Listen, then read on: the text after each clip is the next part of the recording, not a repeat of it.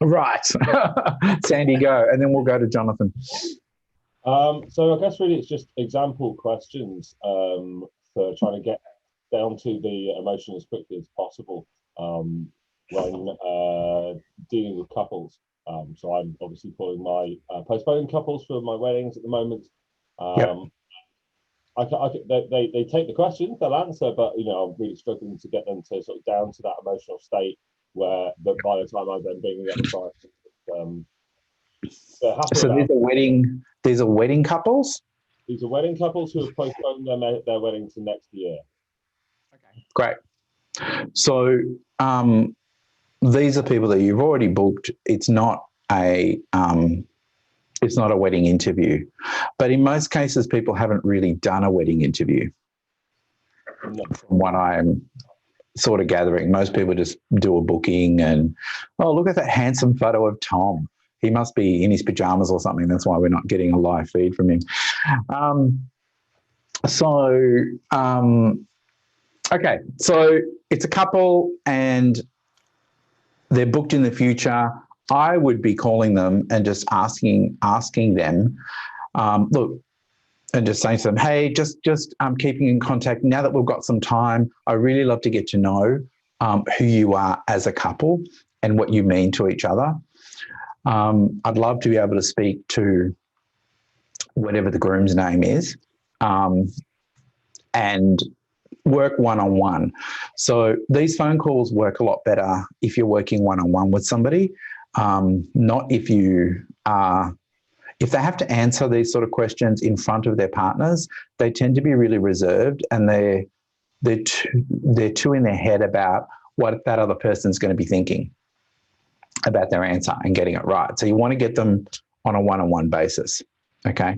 So it's as simple as asking him, why is this the one?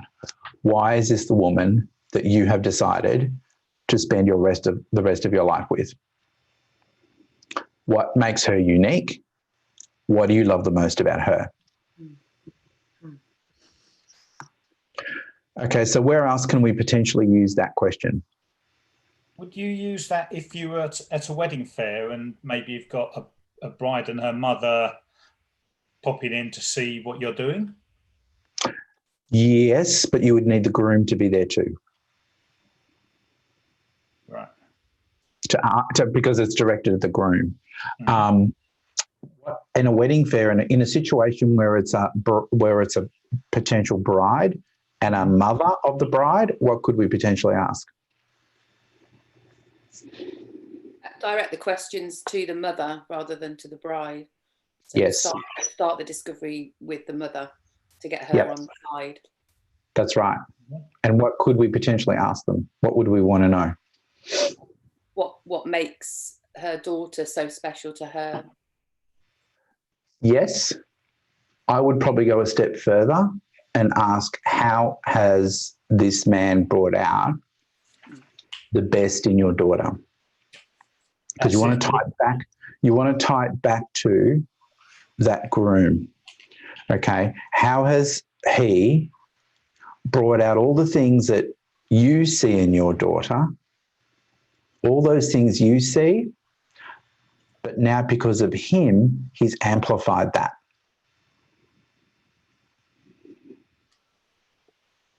Okay, so a lot of these questions, a lot of people get too compartmentalized with all of these questions. A lot of these questions can be reformulated for different genres. Okay, so Joe, you could ask very similar questions of husbands who their wives are coming in for boudoir or boyfriends or playthings, whatever they've got. Yeah. Don't forget the playthings. No, they spend a lot of money, the playthings. Cool. So that's a great one. So in my head, from a bride and a groom, I want to know why. What is it that he fell in love with? Why is this the woman he wants to spend the rest of his life with? How has he elevated her? Okay. How has he brought out more in her than anybody else has ever been able to bring out? And again, these are questions that can be used across multiple And so you could also Sure. ask that to her about him. Yes.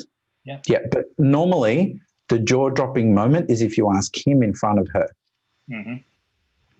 So save that one, okay? Because she's going to be sitting there with her mouth open, waiting in anticipation for him. And by the end of you doing that discovery, what normally happens is they are begging you to take them on as clients. Because don't forget, it's a wedding interview and you're interviewing clients as to whether they are the right fit for your business. And you have to be clear with that. I walked into a studio in New York and they were struggling to book.